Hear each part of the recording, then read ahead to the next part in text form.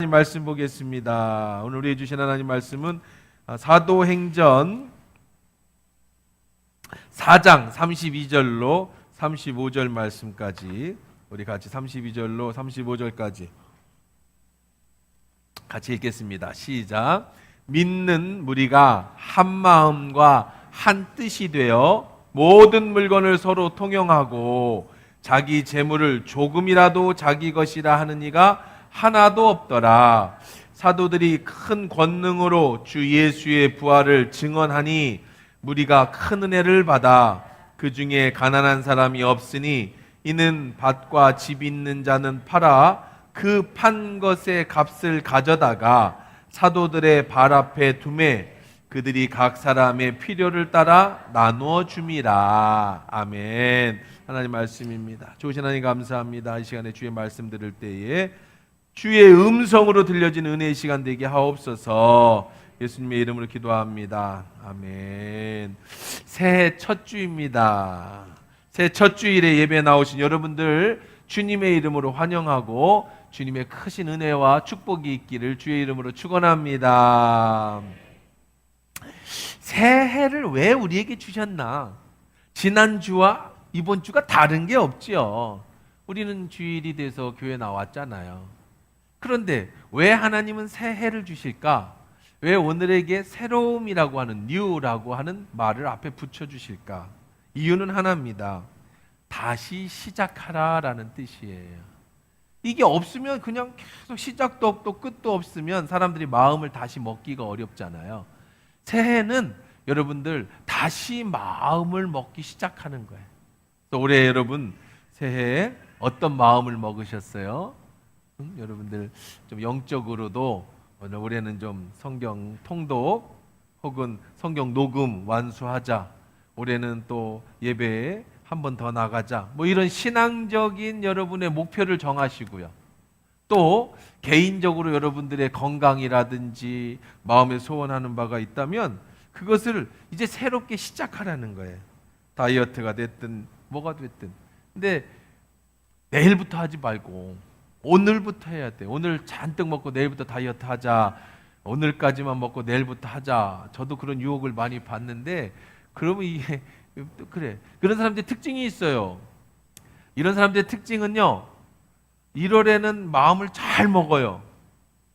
그리고 6월쯤 되면은요. 하반기에는 잘하자 그럽니다. 그러다가 12월이 되면 내년에는 잘하자. 그래 이제 매년 그렇게 마음 먹고 6월 되면 하반기는 잘해야지. 그 다음에는 또 내년 되면 잘해야지. 그 변화가 없어요. 오늘부터 여러분 다시 새로운 마음을 가지고 마음 먹은 대로 그렇게 해내시기를 주의 이름으로 바랍니다.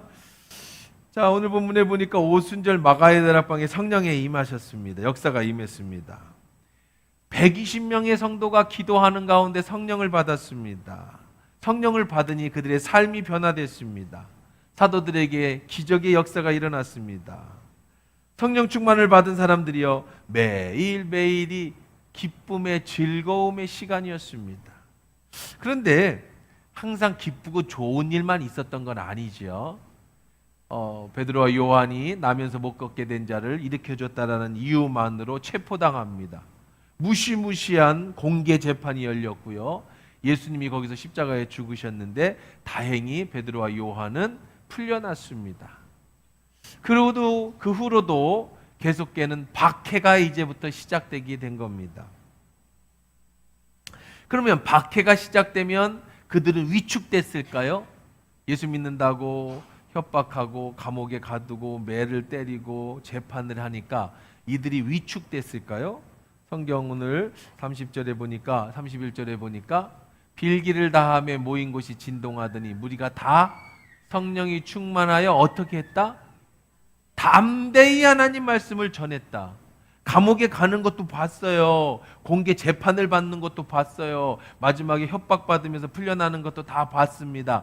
그러면 위축될 줄 알았는데 성령을 받으니까 이들이 성령 충만을 받으니까 하나님 말씀을 담대히 전하더라. 죽음은 죽으리라 하는 마음으로 전하더라.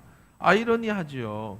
오히려 박해를 받으면 오히려 고난을 받으니까 복음이 더 전해지더라는 거예요. 여러분, 지난주에 우리가 신년 부흥성회를 했습니다. 참 은혜를 많이 받고 열심히 기도하고 하나님의 여러 가지 기적의 역사, 이제 앞으로 간증되어질 일들이 많겠지요. 그런 것들이 있었습니다. 새해 첫날부터 오늘까지 그냥 열심으로 우리 신앙으로 달리면서 오늘을 맞이했습니다.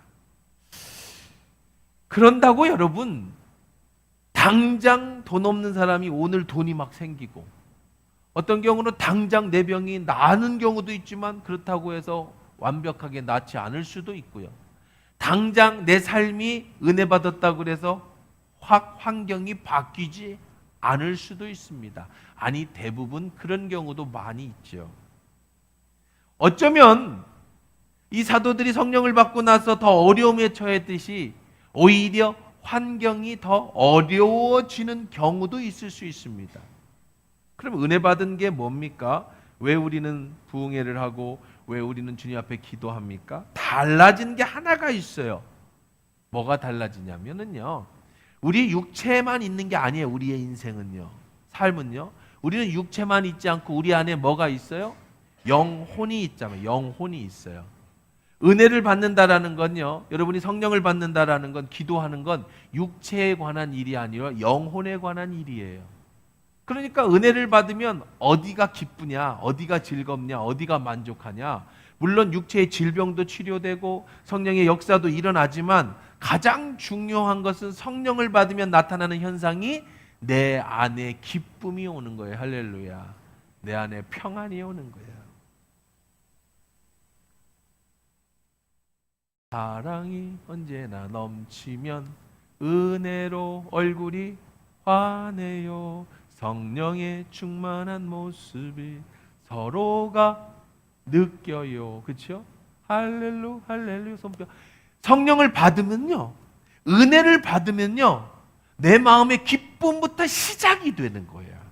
그러면 이 기쁨은 육체에 전달이 되는데요, 첫 번째 나타나는 현상이 얼굴이 환해져요. 얼굴이 환해져. 여러분, 은혜 받으면은요, 얼굴이 펴요. 얼굴이 예뻐지는 겁니다. 그 다음에 우리의 영혼이 잘 되니까 범사가 잘 되는 축복이 이어져서 나오는 겁니다. 예수님도 말씀하시기를 사람이 떡으로만 살 것이 아니다. 떡은 우리 육체에 대한 얘기죠. 오직 하나님 위에서 나오는 뭘로 살아요? 말씀. 말씀이 내 안에 들어오고 성령이 내 안에 오시면 내 안에 기쁨이 있고 얼굴이 환해지는 거예요. 그러다 보면은요, 마음의 평안이 오면 환경이 안 바뀌었어도요, 여전히 나는 가난하고 여전히 나는 육체가 병이 있고 여전히 내 주변의 환경이 어려워도 그것을 이겨낼 수 있는 능력이 내 안에 깊은 데서부터 올라오는 줄 믿습니다. 그러면서 기쁨이 오는 거예요. 그러면 그 후에 환경이 바뀌고 그 후에 주변이 바뀌어요. 성령 충만한 사람의 특징이 바로 얼굴과 마음이 기쁨으로 바뀐다는 겁니다. 120명의 성도들이 뜨겁게 기도했습니다. 그들은 두려웠습니다. 불안했습니다. 예수님이 계시다가 승천하셨습니다. 몇 날이 못 되어 성령을 보내주신다고 했습니다. 그들이 120일을 기다렸습니다. 여러분, 120이 쉽지 않죠. 120일이면은 3, 4, 12, 4달이에요. 4달. 아니, 사람들이 직장에 가기도 해야 돼. 멀리 가야 되는데 4달 동안 매일 나와서 기도한다는 게 쉬운 일이 아니었잖아요. 근데 120일 만에 성령이 마가다락방에 임했습니다. 그리고 그들은 권능이 나타나기 시작했습니다. 사도들에게 능력이 나타나기 시작했습니다. 그리고 사람들은 그 기쁨으로 충만해서 점점 더 복음이 전해졌고, 그 다음에 나면서 못 겪게 된 자가 일어나는 것을 계기로 이제 많은 기적의 역사가 일어났습니다. 그러면서 사람들이 막 구름대같이 물때같이 몰려들기 시작했죠. 은혜 받은 사람들이, 성령 받은 사람들이 모여들었습니다. 이 모여든 사람을 뭐라고 불렀느냐? 교회라고 부른 거예요. 그래서 교회가 처음으로 생겨난 겁니다. 예수님이 말씀하셨죠. 베드로의 신앙 고백 후에 내가 내 신앙 고백 후에 뭘 세우겠다? 내 교회를 세우겠다. 그 교회는 어떤 교회다? 음부의 권세가 이기지 못하는 것이다. 예수님이 머릿돌이 되시고 모퉁이 돌이 되시고 예수님이 머리가 되신 교회, 우리가 지체가 되고 벽돌이 돼서 쌓아져가는 우리의 공동체 교회가 생길 것이다. 예언하신 대로 은혜 받은 사람들이, 기쁨을 얻은 사람들이 처음으로 모여서 함께 교회를 이뤘습니다. 32절입니다. 믿는 우리가 한 마음과 한 뜻이 되어 모든 물건을 서로 통용하고 자기의 재물을 조금이라도 자기 것으로 여기는 이가 없더라. 뭐라 그랬어요? 그들이요, 예수를 믿으니까요, 교회에 사람들이 모였잖아요. 은혜가 충만했지요. 그런데요, 성경이 이상해요. 성경이 이상해요. 왜 이상해요? 믿는 우리가 한 마음 한 뜻이 되어, 여기까지는 좋은데 뭘 했대요? 모든 물건을 서로 통용. 교회가 시작하자마자 일어나는 게 뭐냐면 물건을 내놨대요. 자기 재물을 조금이라도 자기 것으로 여기는 자가 하나도 없었대요. 이렇게 쓰면 안 돼요. 성경은요, 성경은 이렇게 써야 돼요. 그들이 성령을 받으니까 기쁨이 충만하니까 부자가 되더라. 그들이 건강해지더라. 그들이 하는 일마다 잘 되더라. 그들이 복을 받아가지고 자녀들이 대박이 나더라. 이렇게 써야 되는 거예요. 그래야 우리가 기도도 열심히 할 이유가 있고 성령 받아야 될 이유가 있어요. 근데 거꾸로 성령 받으니까 사람들이 모여드니까 부자가 되는 게 아니라 가난해져요. 어떻게 해서 가난해졌어요? 막 주는 거야, 남한테. 이건 우리들이 생각하는 복하고 좀 다르지 않아요? 기복하고 다르지 않아요? 예수 믿고 복 받으니까 부자 될 줄 알았어요. 성령 받으니까 사업이 그날부터 잘 될 줄 알았어요. 성령 받으니까, 은혜 받으니까 코인을 샀더니 갑자기 내일부터 막 2배씩 뛰고, 그 다음에 주식을 샀더니 막 갑자기 거기가 뭐 더블로 막 벌고 막 그럴 줄 알았어요. 그래서 간증하는 거야. 내가 성령 받았더니 부자 됐다. 사람들이 와, 예수 믿어야지, 교회 가야지. 내가 예수 믿었더니 갑자기 집 나간 애들이 아이가 막 돌아왔다. 나 예수 믿어야지. 나 예수 믿었더니 갑자기 암병이 뚝 떨어졌다. 나 예수 믿어야지. 그럴 줄 알았는데 그런 내용은 하나도 없어요. 물론 병이 고쳐지고 귀신이 떠나가서 성령의 역사가 나타나는 능력은 나타났지만 그랬다고 부자가 되거나 그랬다고 해서 변화가 됐다, 이런 얘기는 없어. 오히려 뭐 했다? 자기의 재물을 내 거라고 여기지 않고 다 나누어 주기 시작하더라. 성령 받은 사람의 특징은요, 예수를 통해서 구원받은 사람의 특징은요, 내 안에 예수로 충만한 사람의 특징은요, 변화가 나는데, 내 내면의 변화가 일어나는데, 그 변화의 증거가 뭐냐면 이제부터 다른 사람을 구제하는 사랑의 모습이 나오더라는 거예요. 사랑이 내 안에서 나오더라는 거예요. 성령 충만하니까 그들 모습에서 사랑이 나오더라는 거예요. 물론 성령 충만하기 전에도요, 그들은 사랑을 표현했습니다. 율법이라는 게 있었어요. 율법. 성령 받기 전에 이들은 유대교에 있었습니다. 유대교에는 율법이 있어요. 율법이라는 게 뭐예요? 모세를 통해서 하나님이 법을 정해 주셨어요. 율법은요, 하라. 거룩하게 안식일을 거룩히 지켜라. 우상 숭배하지 마라. 이렇게 뭔 하라라고 하는 법이 248개. 율법에는요, 하지 마라. 거짓 증거하지 마라. 간음하지 마라. 하지 마라. 하지 마라가 몇 개? 365개. 총 613개의 율법이 있어요. 이스라엘은요, 유대인들은 종교와 정치가 같아요. 우리는 분리되어 있잖아요. 종교하고 우리는 분리되어 있잖아요. 정치하고. 근데 유대인들은 정치가 종교였어요. 그러니까 이게 율법이 뭐냐면 그 나라 헌법이야. 헌법. 걔들이 지켜야 되는. 그 헌법에는 613개 조항이 있는데 뭐뭐 하라는 게 248개, 하지 말라는 게 365개, 총 613개인데 이게 너무 많으니까 평민들이 다 모르잖아요. 그래서 10개는 외워라. 10개는 외워. 그게 뭐죠? 그걸 요약한 게 10계명이에요.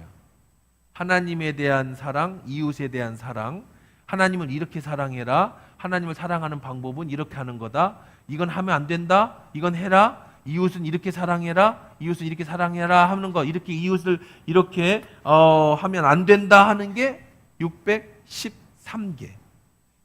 자, 그런데요, 예수님은 새로 오셔서 율법을 다 없애버리셨어요. 내가 율법을 폐하러 왔는 줄 아느냐? 내가 율법을 없애러 왔느냐? 아니다. 나는 이 율법을 전부를 들어서 하나로 완성시키러 왔다. 니들이 지금까지 가지고 있는 율법은 완성되지 않았어. 그런데 내가 율법을 완성시켜 줄게. 새 계명을 줄게. 율법은 낡은 계명이야. 죽은 계명이야. 예수님이 말씀해 주신 새 계명이 뭐예요? 서로 사랑하라. 이 말 속에 613개의 모든 조항이 다 들어있는 거예요. 여러분 보세요. 유대인들은요, 어떤 조항을 가졌느냐 하면은, 읽어볼게요. 레위기 19장 9절 10절에 보니까 이게 법입니다.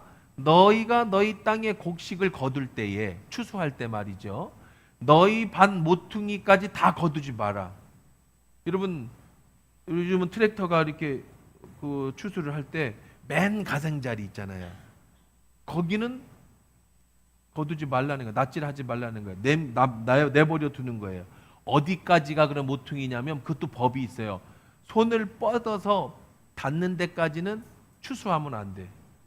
내 밭이 네모 반듯한 밭이 있다고, 논이 있다고 해봐요. 그러면 논두렁이라고 하죠. 논두렁에서 손을 뻗는 이 부분까지는 추수를 하면 안 됩니다.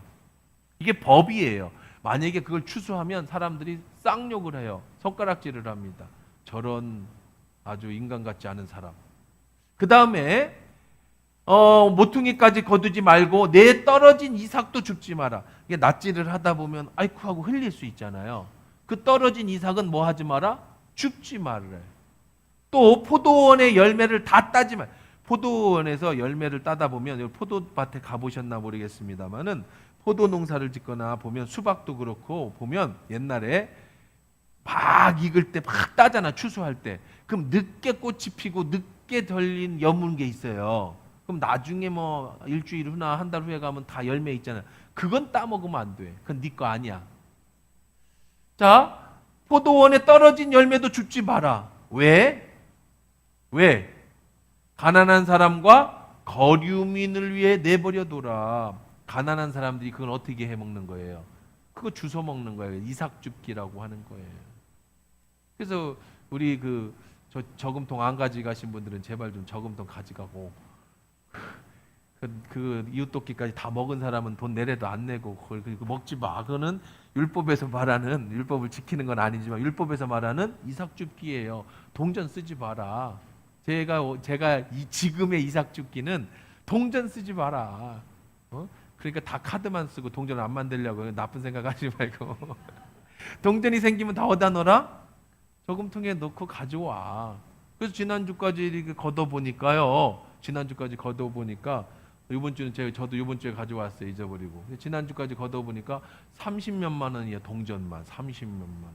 너무 감사하잖아요. 이것 갖고 또 이웃을 위해서 우리가 연말연시 해서 이웃을 위해서 많이 사용합니다. 그런 거예요. 이삭줍기 좋잖아요. 얼마나 좋습니까? 율법이 나쁜 게 아니에요. 율법은 하나님이 정해주신 거예요. 모세에게. 자, 그 다음에 신명기 27장 19절에 보니까 객이나 고아나 과부의 송사를 억울하게 하는 자는 뭐 받을 거야? 저주받아. 그러니까 객이나 고아나 과부, 사회적 약자들이죠. 약자들 억울하게 하지 마. 하나님이 저주 내릴 거야. 이게 율법이에요. 그런데 이들은 어떻게 했느냐? 보세요.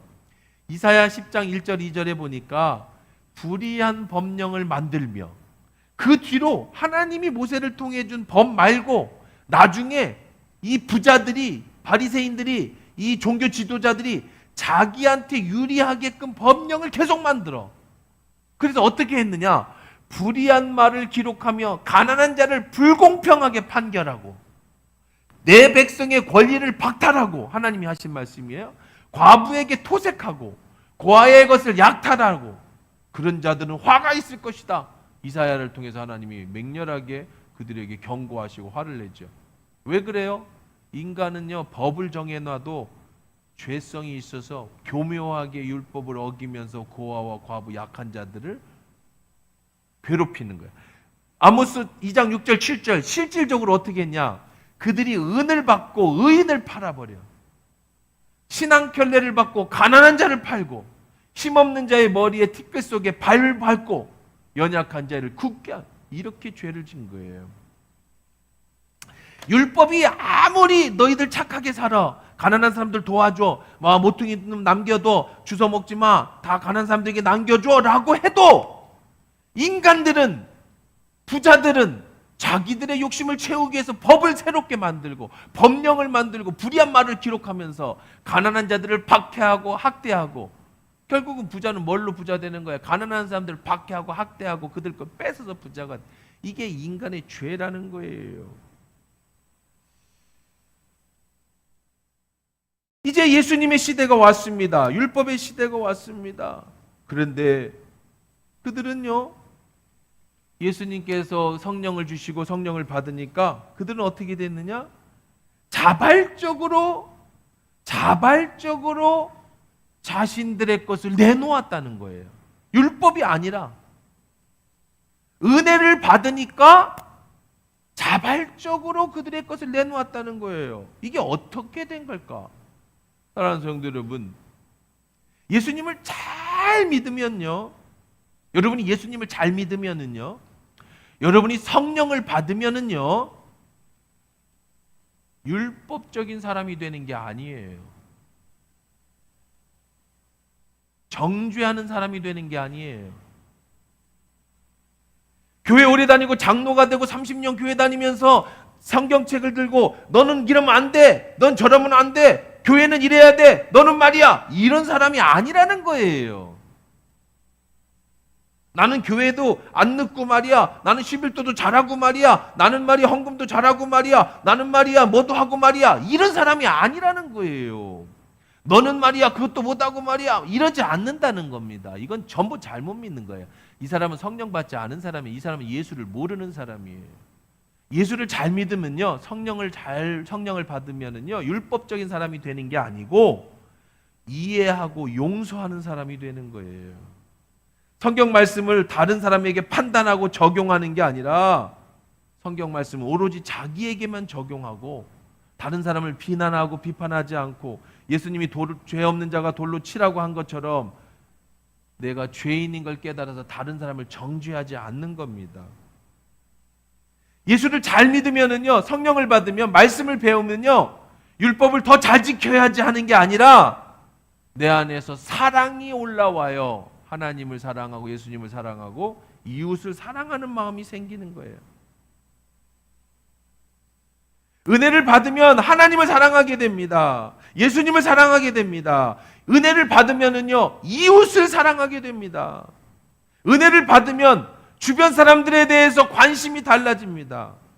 은혜를 받으면 하나님을 사랑하는 사람들, 이웃을 사랑하는 사람들, 그들이 모여있는 교회에 대한 관심을 가지게 되는 거예요.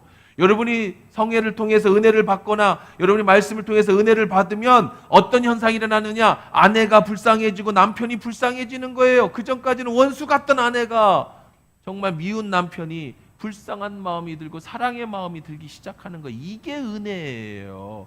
율법적으로 아내를 사랑하고 남편을 사랑하고 이웃을 사랑하는 게 아니라 그런 율법 하나도 몰라도 내 마음에서 사랑의 마음이 올라오는 거예요. 이게 바로 성령 충만이라는 겁니다. 교회에서 우리는 예수님에 대한 사랑을 표현합니다. 그게 뭐지요? 예배입니다. 율법적으로 9시 예배, 11시 예배면 늦지 말아야 돼. 율법적으로 나는 그게 아니라 말씀을 사랑하고 예배를 사랑하고 찬양을 사랑해서 빨리 교회 가고 싶고 주님 만나고 싶고 은혜 받고 싶고, 이렇게 마음의 변화가 일어나는 거예요. 성령 받은 사람들이 모여들면요, 성령 충만을 받은 사람들이, 은혜 받은 사람들이 모여들면 그 다음에는 주변이 보이기 시작합니다. 어떤 사람이 보일까요? 연약한 사람들이 보이기 시작하는 거예요. 힘없는 사람들이 보여지는 거예요. 불쌍한 사람들이 보여지는 겁니다. 왜 그런 사람들이 보이느냐? 바로 내가 은혜를 받고 내 영이 하나님의 은혜를 받으면 하나님을 사랑하게 돼 있어요. 근데 하나님을 사랑하게 되면 자연스럽게 나타나는 현상이 하나님 눈에 안 보이시니까 누구를 사랑하게 되냐? 옆에 불쌍한 사람들과 연약한 사람들을 보이게 되고 그들을 사랑하게 돼. 그래서 하나님을 사랑하고 이웃을 사랑하는 거예요. 요한일서 4장 20절에서 21절 읽어보세요. 예수님 말씀입니다. 누구든지 하나님을 사랑하노라 하고 그 형제를 미워하면 이는 뭐하야? 거짓말쟁이다. 아니, 보는 바 그의 형제를 사랑하지 않으면서 보지 못하는 바 하나님을 사랑할 수 없다? 있다 없다? 없다. 눈에 보이는 남편을 사랑하지 않는데, 눈에 보이는 아내를 사랑하지 않는데, 눈에 보이는 이웃을 사랑하지 않는데 하나님을 사랑한다고? 거짓말이다. 거짓말이다. 아니에요, 목사님. 우리 남편은 도저히 사랑할 인간이 아니에요. 살아봐요, 얼마나 어려운가.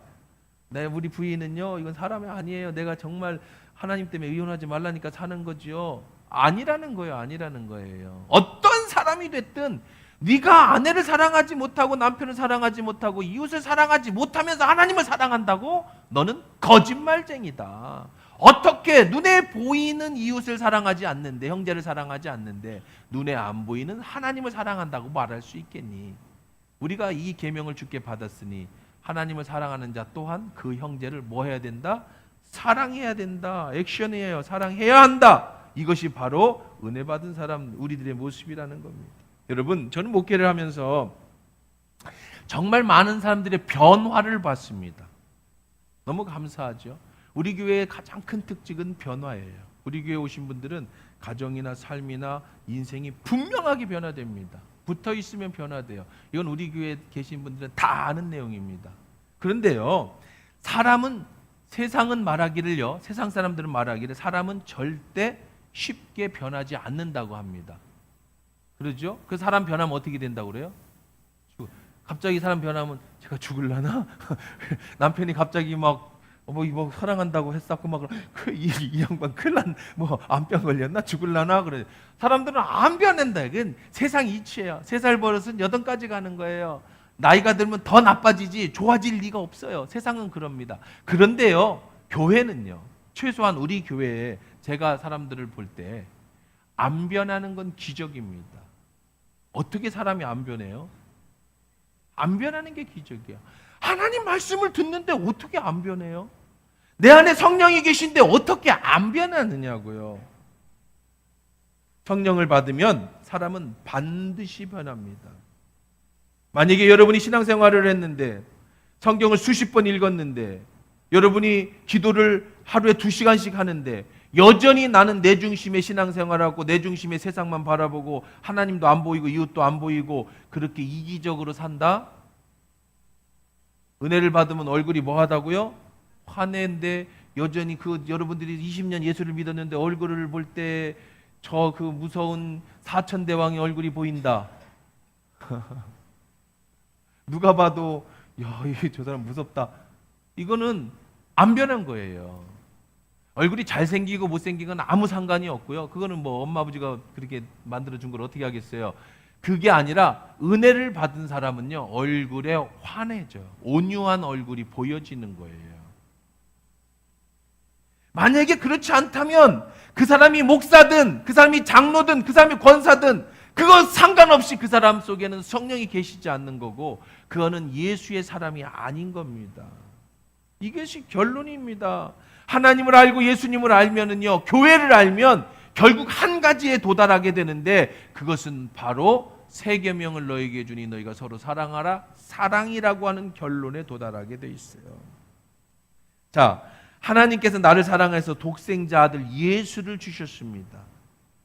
그 예수는 저와 여러분을 사랑하셔서 십자가에 매달려 가지고 여러분에게 살과 피를 다 나눠 주셨습니다. 네가 내 살을 먹어라, 내 피를 마셔라, 우리가 하나 되자. 이게 예수의 사랑입니다. 예수님이 승천하시면서 우리를 사랑해서 끝까지 사랑하셔서 성령님을 보내주셨습니다. 성령님 우리 안에서 우리를 사랑하시죠. 그것이 은혜입니다.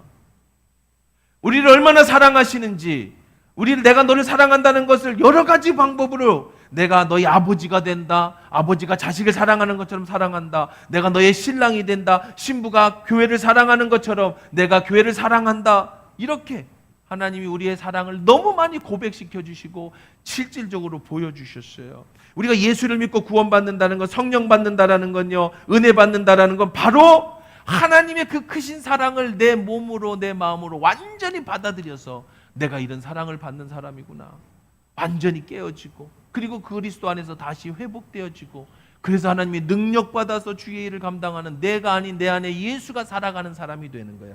그러면 예수와 함께, 내가 예수와 함께 사면 예수의 성품을 가지게 돼 있어요. 그 예수의 성품이 뭐라고요? 사랑이라고요.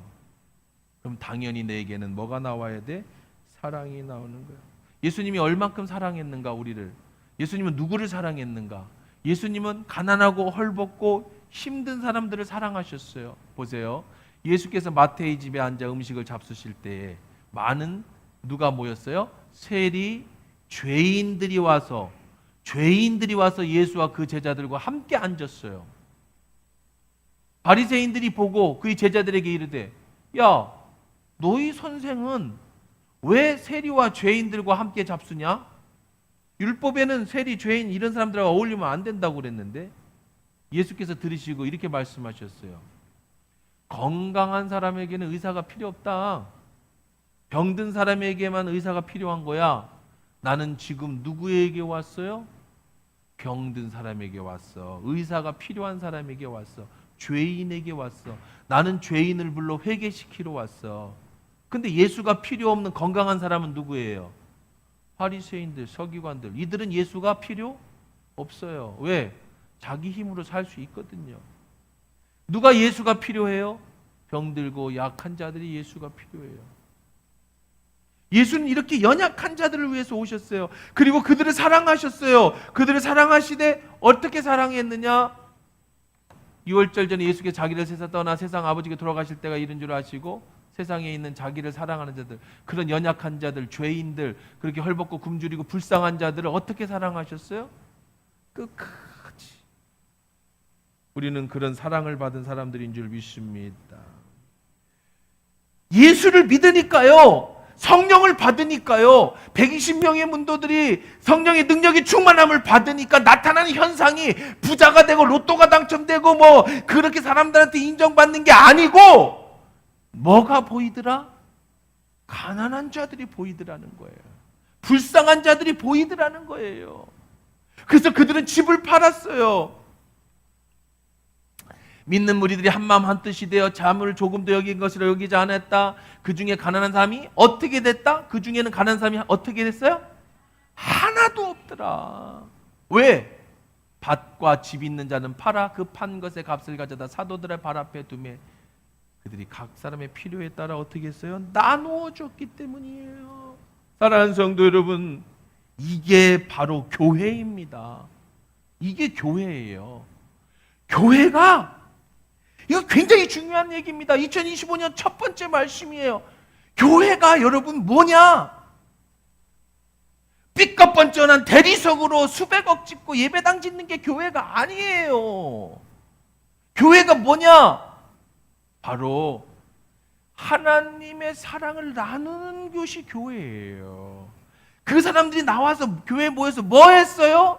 그 사랑으로 나누는 일을 했어요. 사랑이 없으면 교회가 아닌 겁니다.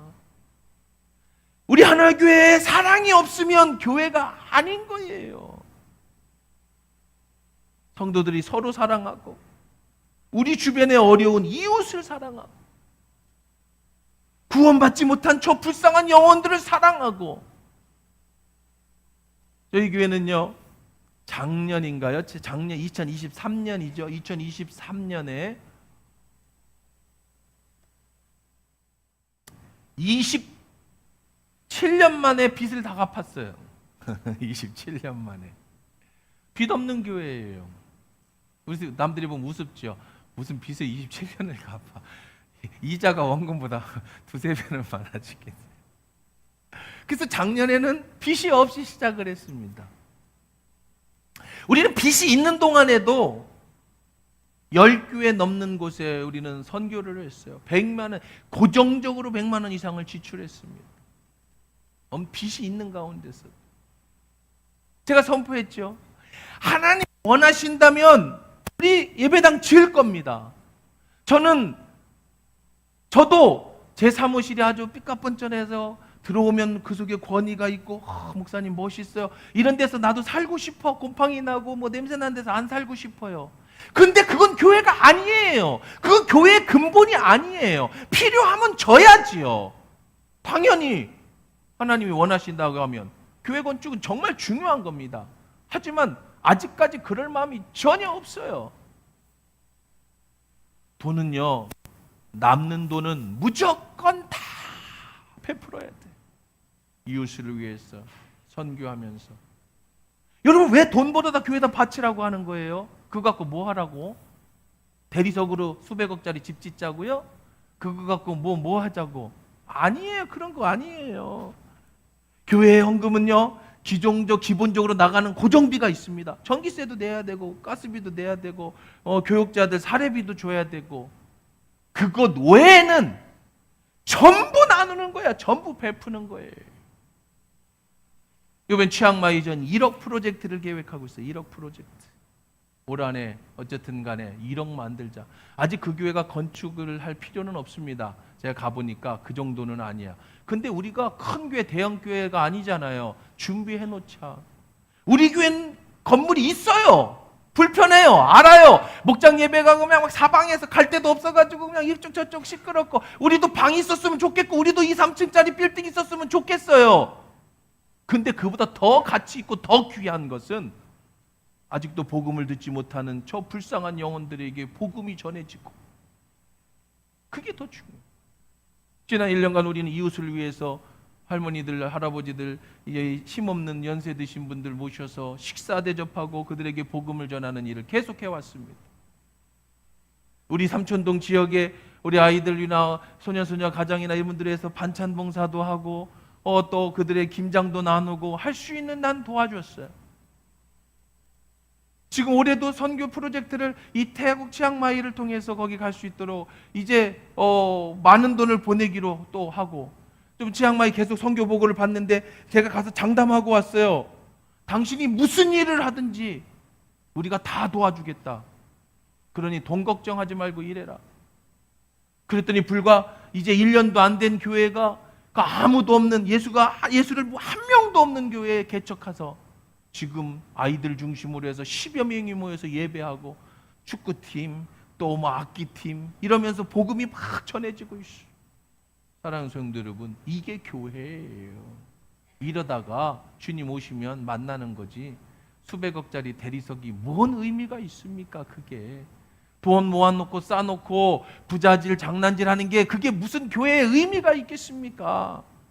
초대교회는요, 그들이 모여서 자신의 것을 다 걷어서 집도 팔았어요. 땅도 팔았어요. 교회에다 바쳤어요. 사람들 보기에 미쳤다. 왜 돈 벌어다 교회에다 바치냐? 아니요. 그것으로 이웃에게 나누어 줬는데 가난한 사람이 하나도 없었다. 할렐루야. 성령 충만을 받으니까 하나님이 보이더라는 거예요. 성령 충만을 받으니까 이웃이 보이더라는 거예요. 성령 충만을 받으니까 내 자신이 보이더라는 거예요. 사랑하는 성도 여러분, 이제 2025년 새해가 밝았습니다. 교회를 통해서 하나님이 주시는 풍성한 축복의 은혜가 여러분의 가정과 삶에 넘치게 채워지기를 주의 이름으로 축원합니다. 그 충만한 은혜 가지고 받은 복 가지고 이웃을 위해, 선교를 위해, 하나님 나라를 위해서 크게 쓰임 받을 수 있게 되기를 주의 이름으로 간절히 축원합니다.